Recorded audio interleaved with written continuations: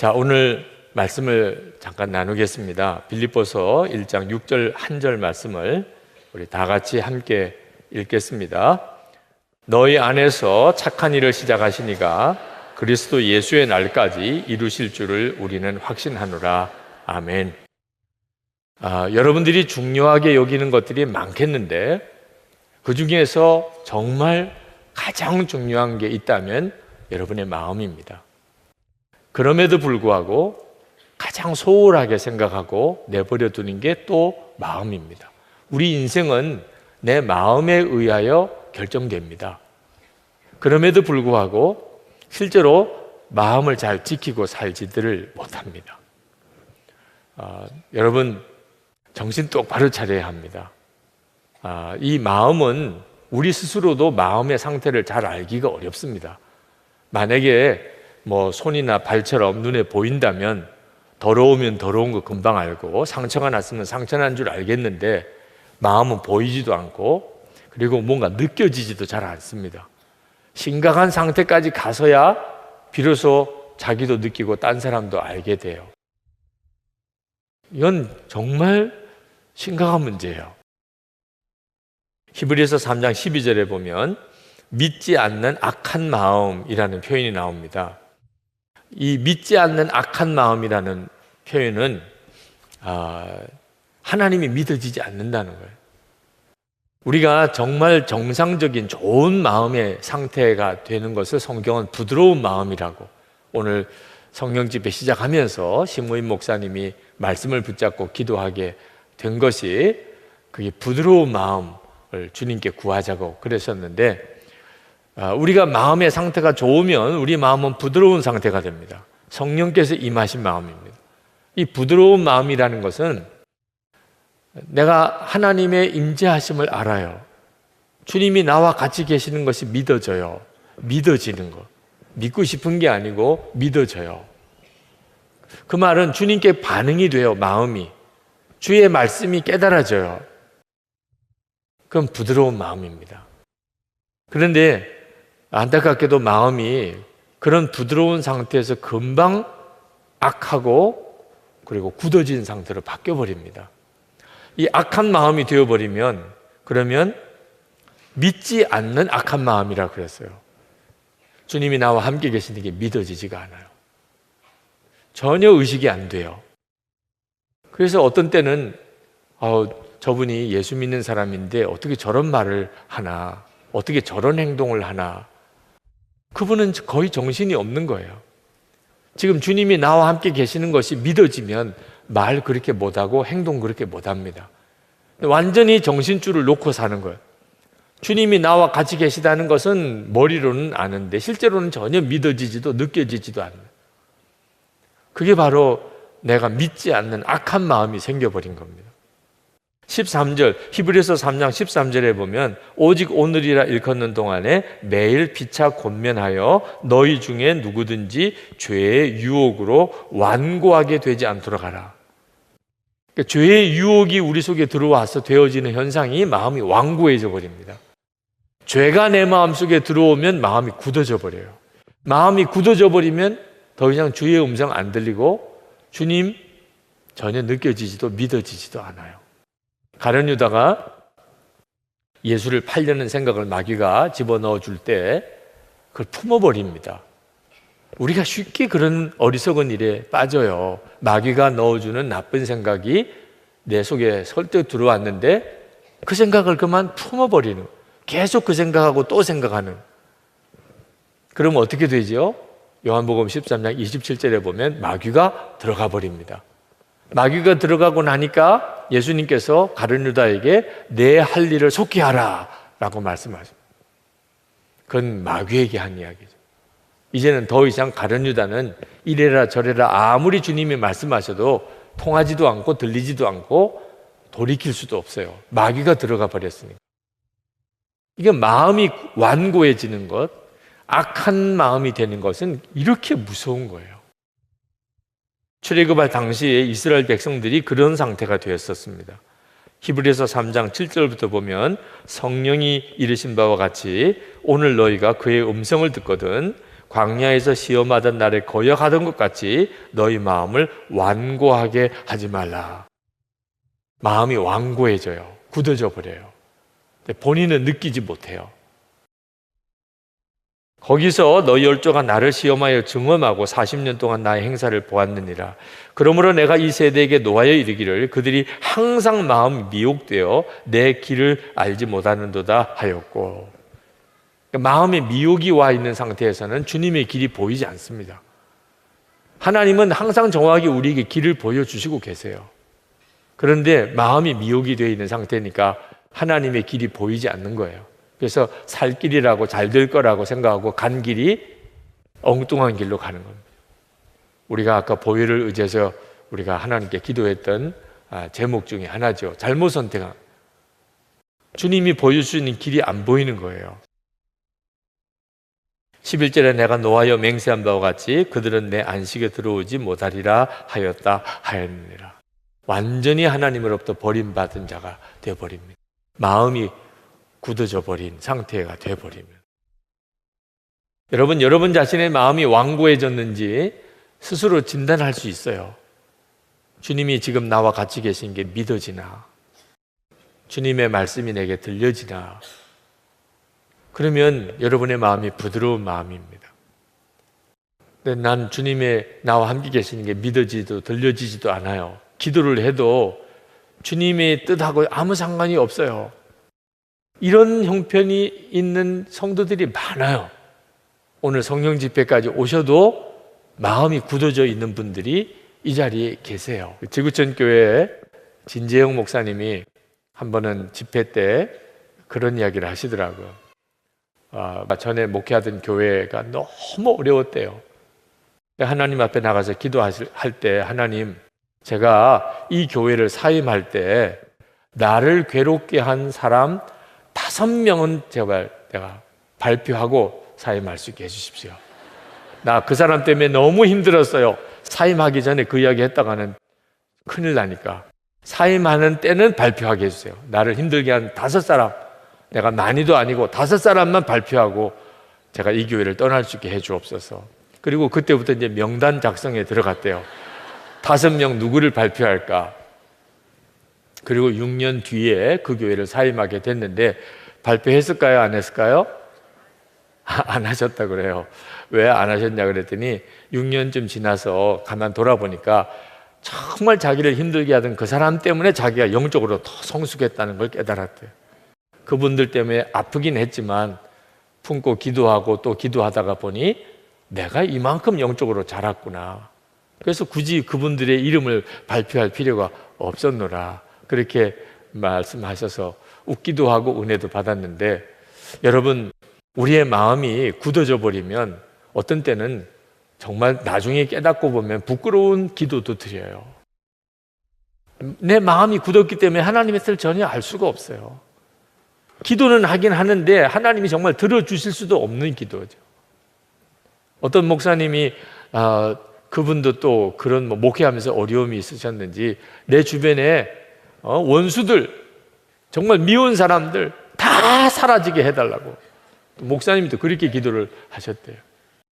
근데 하나님이 응답해 주셨대요. 어느 날 보니까 미운 사람, 원수 같은 사람 다 사라져버렸대. 자기 주변에. 사람이 없어졌냐면 그게 아니고 그 사람이 다 그 사람인데 목사님 마음에 원수 같은 마음, 미운 마음 사라지니까. 그전에는 그렇게 미운 사람, 원수 같은 사람 교회 안에 많더니 싹 다 사라져버렸어요.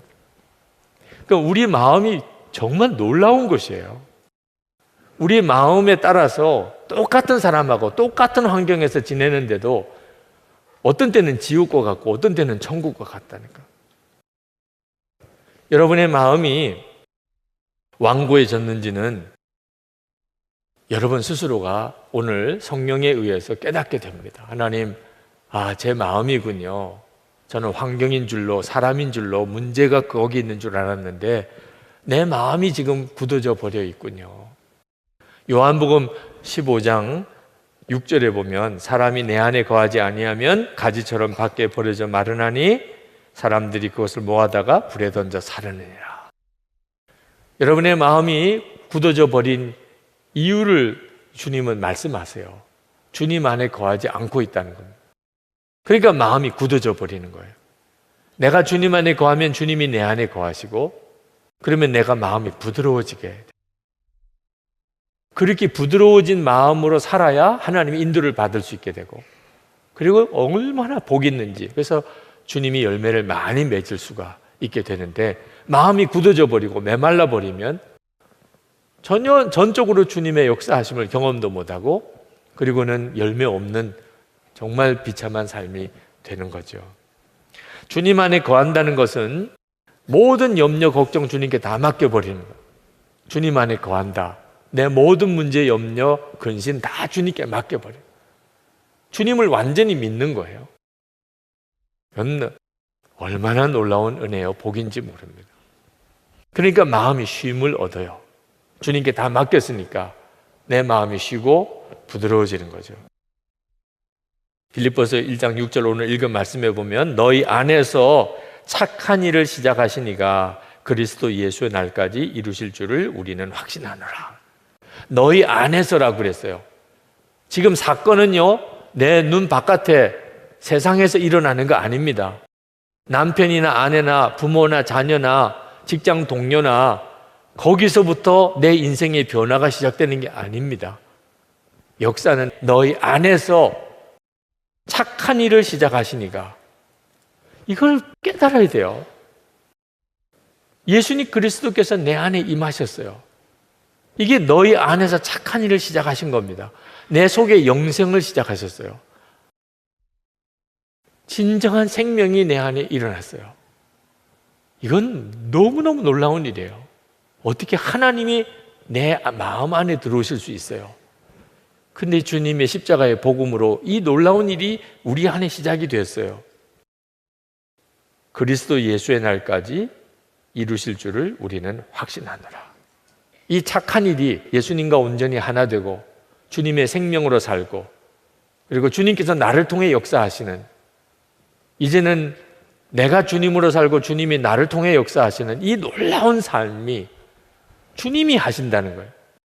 그 일을 시작하신 분도 주님이시고 그것을 이루실 분도 주님이시라는 거예요. 그러니까 우리가 할 일은 주님을 정말 믿는 거죠.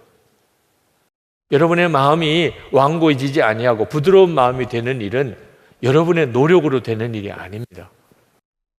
그건 믿음으로 되는 일이에요. 주님을 완전히 믿는 거죠. 그때 주님이 그렇게 역사해 주세요. 우리는 우리 안에 예수님의 역사도 있고 육신의 역사도 일어나는데, 예수님의 역사는 작게 보이고 육신의 역사는 아주 커 보이는 경향이 있습니다. 그래서 때때로 우리가 육신의 역사가 내 속에서 일어나서 내가 그만 육신에 끌려서 이렇게 넘어지게 되면 좌절해 버립니다. 난 안 되나 봐. 나는 이렇게밖에는 살 수 없나 봐. 왜 나는 이 모양이지? 자신의 육신만 보고 한탄하는 거죠. 그런데 가만히 한번 돌아봐야 돼요. 내 안에 주님의 역사는 없는가? 이렇게 교회에 나와 앉아 있는 것만 가지고도 주님의 역사죠. 여러분 속에 기도하고 싶은 마음도 성령님이 아니면 일어날 수가 없는 거죠. 심지어 성령의 근심까지도, 여러분 속에 너 그렇게 살면 안 돼, 성령의 근심까지도 주님의 역사죠. 지난 주일 요한계시록 시작하면서 그 소아시아 교회를 향하여 주님이 책망합니다. 이제 다음 주일부터 그 설교가 시작이 되겠습니다만, 제 마음속에 하나님이 주신 감동이, 책망도 얼마나 감사하냐. 주님의 책망이라면 책망도 얼마나 감사하냐. 아직도 버리지 않았다는 뜻이고 여전히 사랑한다는 뜻이잖아요. 여러분 안에 여러분의 육신의 역사도 계속 일어나지만 주님의 역사가 분명하게 있어요. 그러니까 여러분이 그걸 더 크게 볼 줄 알아야 돼요. 여러분이 진짜 믿음으로 우리 주님이 여러분의 인생을 바꾸는 이런 삶을 정말 살기를 원하신다면, 여러분이 계속 주님의 역사에 대해서 여러분 스스로가 더 감탄하고 감사하고 입으로 시인하고 해야 돼요. 주님이 이렇게 역사하셨군요. 주님이 이렇게 일하시는군요. 주님이 저를 이렇게 이끄시는군요. 주님이 이렇게 저를 책망하시는군요. 그럴 때 여러분이 비로소 눈이 점점 더 열려요. 주님의 역사하심에 대해서. 주님이 역사하시는 것에 대해서는 전혀 반응하지 않고 육신의 역사에 대해서만 한탄하고 탄식하고 넘어지니까 주님이 함께 계시는데도 난 믿음 다 잃어버리는 거죠. 난 안 되나 봐. 난 어쩔 수 없나 봐. 어린 갓난 아기한테서도 배워야 돼요. 갓난 아기가 일어나서 걸으려고 할 때 얼마나 많이 넘어지나요? 그때 그 아기가 걸음마 하다가 이렇게 탁 넘어져서 좌절하는 애 봤습니까? 난 안 되나 봐. 벌써 10번째도 넘게 넘어졌어. 나는 자세가 안 나오네. 나는 왜 이렇게 자꾸 뒤뚱뒤뚱 거리지? 나는 그냥 기는 게 낫나 봐. 기니까 자세가 나오네. 이런 애는 없어요. 하여튼 자빠지고 넘어져도 뒤뚱거려도 계속 일어나서 걸으려고 그러고 우리가 그렇게 다 지금 이렇게 걷는 거라니까요. 우리 주님이 우리를 능히 세우세요. 우리 안에 이미 오셨고 여기까지 이렇게 이끄시고 계시잖아요. 말씀으로 은혜를 받게 하시고 찬양으로 은혜 받게 하시고 기도하고 싶은 마음이 일어나게 하시고 그게 다 성령님의 역사잖아요. 여러분이 그 주님께 초점을 맞추고 계속 나가면 성령께서 여러분들을 능히 일으켜내세요. 예수님께서 마태복음 5장에 보면 오른뺨 때리거든 왼뺨도 돌려대라. 속옷을 가지고자 하면 겉옷까지 갖게 하라. 오리를 가기를 원하는 사람에게 십리를 동행하라. 원수를 사랑하고 박해하는 사람을 위해 기도하라. 하늘에 계신 너희 아버지 온전하신 같이 너희도 온전하라. 한마디로 안 되는 이야기잖아요. 어떻게 이렇게 살 수 있어요? 근데 주님이 왜 이렇게 말씀을 하셨을까요? 우리는 안 되지만 주님이 그렇게 살게 해 주시겠다. 주님이 그렇게 살게 해 주시겠다면 우리가 어떻게 해야 돼요? 할렐루야 감사합니다 이렇게 해야죠. 굳이 또 안 된다고 주장할 건 뭐 있어요? 주님이 그렇게 살게 해 주시겠다는데 어떻게 살게 해 주시죠? 나는 포도나무여 너희는 가지라. 그가 내 안에 내가 그 안에 거하면 사람이 열매를 많이 맺나니 나를 떠나서는 너희가 아무것도 할 수 없습니다. 그게 주님의 답이에요. 그러니까 우리가 예수님을 진짜 믿으면 예수님과 함께 나는 이미 죽었고 내 속에 예수님의 생명이 임하셨구나. 이 사실을 정말 분명히 믿으면 그러면 주님께서 열매를 맺게 하시겠다니까. 도무지 내 힘으로 살 수 없는 이 일을 살아내게 해주시겠다는 거예요. 그러니까 열심히 하나님 말씀대로 살아라가 아니고 여러분들이 이제 예수를 제대로 믿으면 하나님의 말씀대로 살게 될 것입니다. 그러니까 복음인 거죠. 살게 되는 거니까. 하나님의 살게 해주시는 거니까. 그게 복음인 거예요. 그러니까 그저 예수 믿으면 죄만 사함 받는다 이렇게 생각하지 않아야 하는 거예요. 나는 예수님과 함께 죽고 이제는 예수님으로 산다. 이 점이 분명히 믿어져야 되는 거예요. 여러분이 혹시 실패하고 넘어졌어도 좌절하지 마세요. 베드로가 예수님을 3번 부인하고 저주까지도 했잖아요. 그런데도 예수님은 그 베드로를 위대한 사도로 다시 세우셨잖아요. 우리 주님은 능히 그렇게 하세요. 내가 아무리 실패자고 난 도무지 구제불능이라고 이렇게 생각되어도 주님은 능히 나를 세우세요. 주님이 하세요. 여러분이 그 사실을 정말 믿어야 합니다. 우리가 할 일이 뭐죠? 날마다 피차 권면하여라고 그랬어요. 하나님 앞에서 마음이 완고해지지 않도록 날마다 피차 권면하라. 우리가 영성을 이게 왜 씁니까? 마음이 굳어지지 않도록 쓰는 거예요. 여러분이 영성일기를 좀 며칠 안 써보면 금방 알아요. 영원히 쓰기 싫어져요. 며칠만 안 쓰면. 금방 마음이 굳어져 버려요. 영성일기 안 쓰면 여러분의 마음 상태가 여러분이 스스로 느낄 정도로 확 변해 있는. 그동안 영성일기 쓰고 나눈 방에서 나누고 이렇게 하는 동안 이게 좀 힘들게 느껴질지 몰랐어도 그러는 동안에 여러분이 마음이 굳어지지 않은 상태로 유지하고 있었던 거예요. 영성일기 안 쓰고 나눈 방에 올리지도 않고 그러면 금방 알아요. 어느 목사님이 2011년에 쓰신 일기입니다. 위기가 오는 생각이 든다. 마음이 무겁다. 생각도 전처럼 예수님께 집중하지 못하고 죄된 생각들이 스멀스멀 올라온다. 오늘은 하루 종일 일기를 써야겠다는, 일기를 읽어야겠다는 의욕도 생기지 않아서 큐티방을 외면했다. 그래서 더 써야겠다는 생각이 들었다.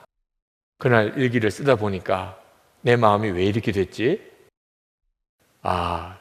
내가 이거 일기를 계속 써야 되겠구나. 이거 큰일 나겠구나. 여러분이 영적으로 마음이 이렇게 굳어지고 완고해지고 하나님도 의식이 안 되고 말도 함부로 하게 되고 행동도 함부로 하게, 이런 현상이 오게 되면 정신 똑바로 차려야 돼요. 지금 대단히 위험한 상태에 있는 거예요. 우리가 그렇게 일기를 쓰고 서로 나누고 하자고 하는 이유를 정확히 아셔야 돼요. 어느 목사님이 쓰신 일기입니다. 사역이 바쁘고 아내와 아이를 위해 시간을 낸다는 핑계로 영성일기를 쓰는 것에 게을러지고 말았다. 그러자 자연스럽게 제 삶의 분노, 자기연민, 무력증, 음란한 마음, 게으름 등이 일어나는 것을 보게 된다. 알아서 하세요. 주님으로 사실 건지 완전히 마귀 놀이터인 마음으로 진짜 망가진 인생을 사실 건지, 그건 정말 여러분이 선택하시는 거예요. 프랭크 루박 선교사님이 1930년 4월 19일자 일기에 이렇게 썼어요. 나는 지난 며칠간 포기하고 지냈습니다.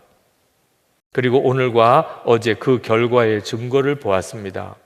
재치 있게 말하려고 하다가 나는 그만 다른 사람들의 감정을 상하게 하는 말을 내뱉고 말았습니다. 그리고 조급해졌습니다. 적어도 이들 중 한 사람에게 이 시도에 대해 이야기한 적이 있기에 그가 이것을 그 결과라고 생각할까 봐 마음이 떨립니다. 프랭크 루박 선교사님도 며칠 일기를 쓰지 않다 보니까 그만 어느 순간에 말에 시련이 나오고, 다른 사람들이 내가 매일 일기를 쓰겠다고 결심한 것을 아는데 그렇게 해서 저런 모양인가? 이렇게 생각할까 봐 마음이 걱정이 되더라. 우리의 마음이 나도 전혀 의식이 안 되도록 굳어져 버리니 큰일인 거예요. 기도도 안 되고 봉사도 사랑도 헌신도 예전 같지 않아요. 내 마음의 내적인 기쁨도 없어지고 그냥 어디론가 떠나고 싶고 큰일 난 거죠. 그렇죠? 그러므로 여러분이 주님 안에 거하는 일이 필요해요. 주님께서만 고쳐줄 수 있어요. 내 이 굳어진 마음을 회복시킨. 여러분이 오늘 말씀을 듣고 내가 깨닫지 못했지만 내 마음이 어느 순간에 굳어져 가고 있구나. 그것만도 엄청난 은혜예요. 여기서 돌이킬 수 있기 때문에. 여러분이 일기를 쓸 때 한 줄 일기밖에 쓸 수가 없는 상태, 굉장히 굳어진 거죠. 오늘은 정말 비참했어. 그러나 이제라도 주님을 바라보고 싶어. 일기를 썼다면 여러분은 굳어진 데서 다시 풀어지는 단계로 들어간 겁니다. 실제로 한번 경험해 보세요. 그 다음날 완전히 달라요. 성령께서 여러분들을 다스리시고 이끄시는 게 느낌이 확 달라져요. 영성일기를 써도 어쩔 수가 없어. 나는 정확한 판단 아닙니다. 여러분 중에 목사님 저도 일기를 쓰기는 쓰는데요. 그래도 별거 없더라고요. 여러분 일기를 안 써보면 금방 알아요. 여러분이 쓰면서 별일 없다고 생각하는 거는 여러분이 더 굳어지지 않은 상태로 가고 있는 것에 대해서 스스로 이렇게 충분하게 깨닫고 만족을 못하고 있기 때문입니다. 여러분이 기대하는 것은 정말 마음에 샘솟듯이 난 기쁨과 감사가 넘치고 하나님이 말씀하신 게 너무나 분명히 들리고 주님께서 여러분들의 마음속에 담대함도 주시고 지혜도 주시고 여러분이 맡은 일에 대해서 감당할 능력도 부어주시고 여러분들이 그런 걸 기대하면 그러지 못한 것에 대해서는 소용없네 이런 느낌이 들 수 있어요. 근데 하나님이 여러분에게 그렇게 역사하시는 것은 여러분이 원하는 때에 맞추어서 역사하시는 게 아닙니다. 여러분이 아주 작은 일에 기뻐하고 감사하며 주님을 계속 인정할 때 어느 순간에 여러분도 모르는 사이에 그런 충만함에 들어가게 돼요. 항상 작은 것에 감사하고 주님의 역사하심에 눈이 뜨이는 단계가 소홀히 되지 않아야 됩니다. 어느 장로님 영성일기예요. 최근 며칠 영성일기 쓰는 것을 하지 않았더니 기분이 참 이상합니다. 마음의 영적 갈망도 달라지고 있습니다. 영적 민감함도 둔하여지고 죄 짓는 것도 쉽게 하려고 합니다. 주님을 바라보는 것도 게을러지고 그러다 보니 주님을 의식하지 않으려고 하는 순간도 많아집니다. 영성일기를 다시 정성을 들여서 써야 할 이유가 있습니다.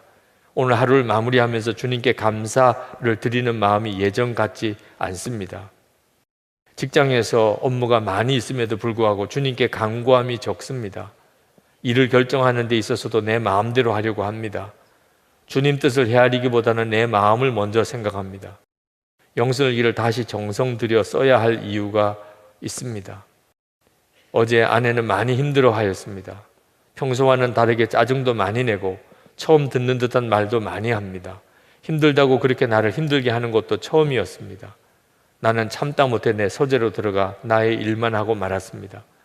옆에서 들어주고 힘들어하는 것을 함께 나누어야 하는데 그러지 못하였습니다.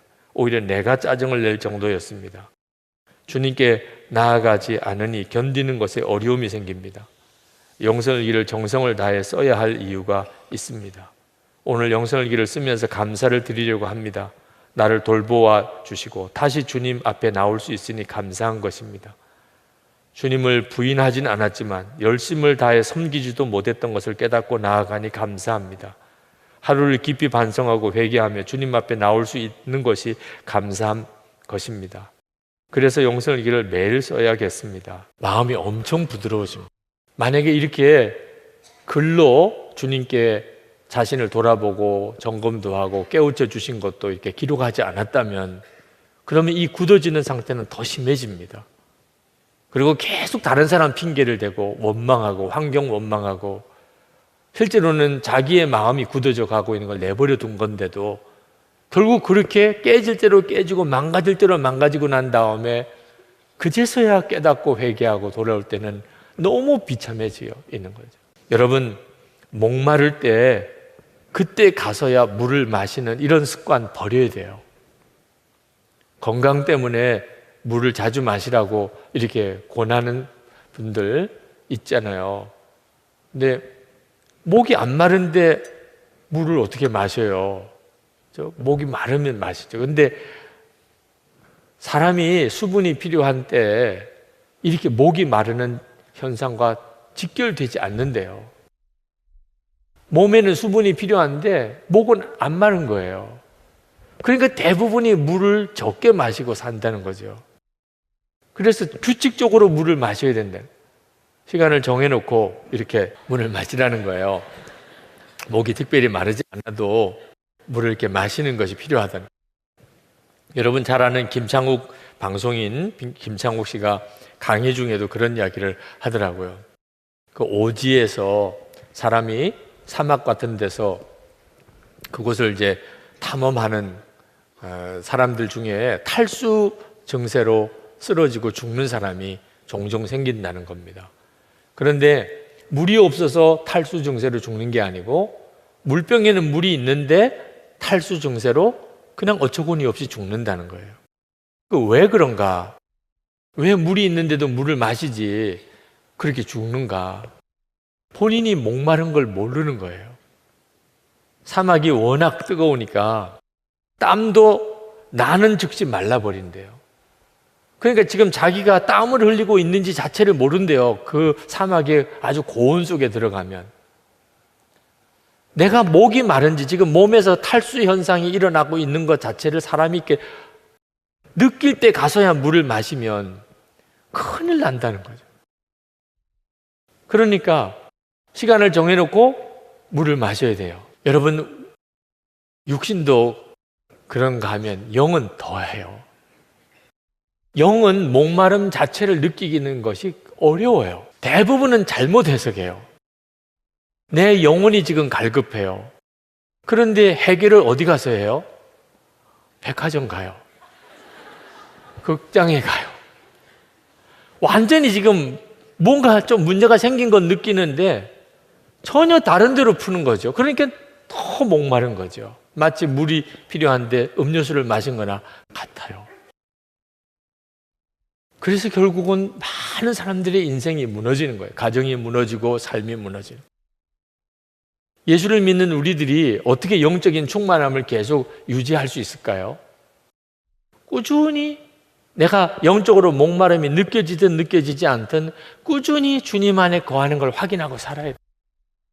생수는 예수 그리스도잖아요. 내 인생을 항상 새 힘이 나게 만들어주신 주님. 그래서 24시간 주님을 바라보자는 거예요. 매일 그것을 일기로 써보자는 거예요. 그 여러분 안에 생수의 공급이 계속 되어진다는 뜻이죠. 그러면 삶 자체가 마귀가 끄는 대로 끌려가지 않아요. 하나님이 여러분들을 지키실 때 딱 지켜집니다. 2주 전에 미국 남부 플로리다에 있는 그 템파시에 허리케인 어마가 지나갔습니다. 거기에서 목회하시는 목사님, 하필이면 또 이사 간 지 얼마 안 되는 거기에 교회를 맡아서 가신 지 얼마 안 되는 때 이 허리케인이 그 템파를 스쳐 지나갔습니다. 처음에는 뭐 허리케인이 온다고 그래도 대수롭지 않게 생각했대요. 한 번도 겪어보지도 않았기 때문에. 그런데 점점 TV에서 방송들이 나오고 그 캐리비안 섬들의 초토화된 뉴스를 보고 한국에서 계속 전화가 걸려오고 이거 좀 대비를 해야 되는 모양이다. 그래서 마트로 갔더니 완전히 전쟁터 같이 번했다. 물은 뭐 구할 수도 없고 음식도 구할 수도 없고 오는 길에 차에 기름이나 넣으려고 봤더니 주유소에 차들이 얼마나 많이 줄을 서 있는지 결국은 기름이 떨어져서 기름도 못 넣고 그때서야 마음에 두려운 마음이 들기 시작하는데 이게 큰일 났구나. 사람들은 막 대피소로 또 저 먼 곳으로 그렇게 피난을 이렇게 떠나는 그런 형편이고 이 그대로 여기 있어도 되나 이런 마음이 막 마음에 걱정으로 밀려오는 이런 그 기간을 이렇게 보냈던 것을 페이스북에 쓰셨어요. 다행히 뭐 예보보다 그 허리케인의 강도가 약하고 또 바로 직접 템파를 치고 들어가진 않았기 때문에 피해가 그렇게 크지는 않고 지나갔었다. 그런데 그 다음에 성경 공부 시간에 성도들이 이렇게 모여서 그 어떻게 지내셨는지 묻기도 하고 또 어떤 느낌이 받으셨는지 그런 이야기가 자연스럽게 나왔대요.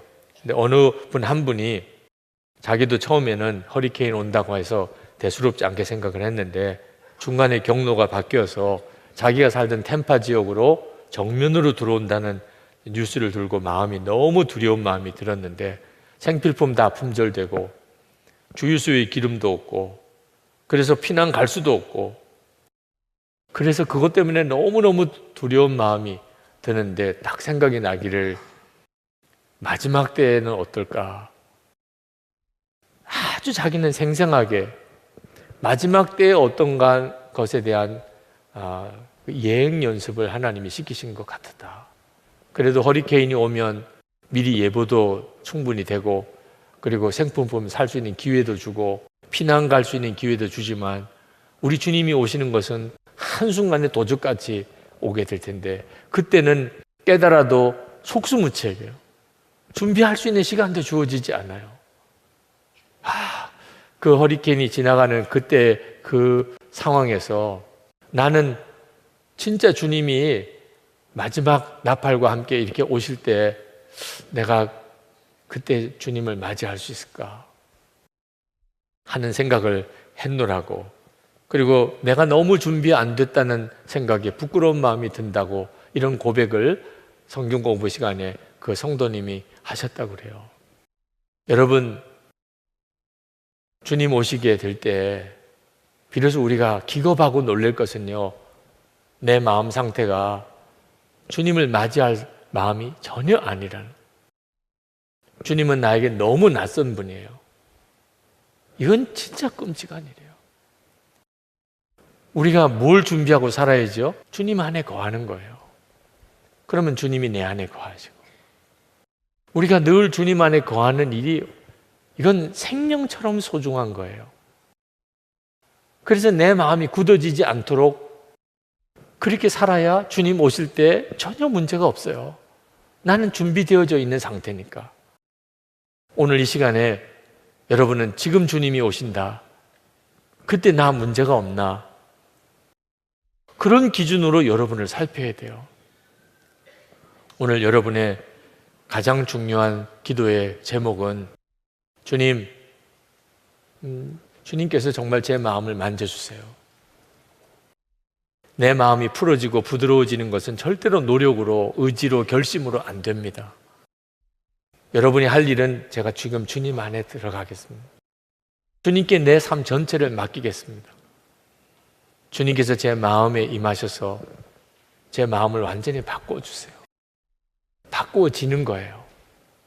여러분들이 그 은혜를 누리게 됩니다. 오늘 이 밤에 우리가 정말 응답받을 것은 내 마음이 바뀌었다는 거예요. 오늘 교회 올 때와 교회를 나갈 때 할렐루야, 하나님 제 마음이 너무 바뀌었습니다. 주님이 저와 함께 계시는 게 너무 분명히 믿어집니다. 주님이 저에게 원하는 게 무엇인지 깨달아집니다. 집에 돌아가면 어떻게 하라? 직장 가서는 어떻게 하라? 그게 너무 명확하게 깨달아집니다. 내 마음이 부드러워져 있어요. 그렇게 되기를 축복합니다.